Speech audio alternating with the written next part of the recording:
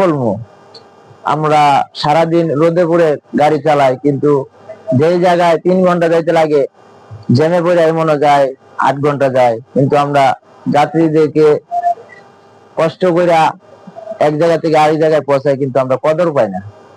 এটাই বড় কষ্ট। আর আমাদের মোটর জগতের মানুষরা কেউ ভালোবাসে না, মোটর জগতের মানুষকে কেউ ভালোবাসে না। সবাই তো মানুষ, কেন ভালোবাসে না? ভাবে ওনারা ভাবে সবাই, সব মানুষ তো এক সমান। তাদের সাথে কি খারাপ আচরণ করেন?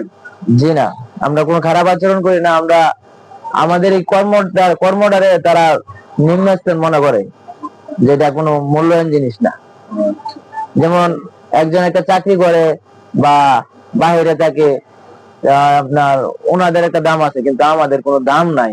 এটাই মন আমাদের বড় কষ্ট। এই আর কি, এটাই আমার অভিযোগ।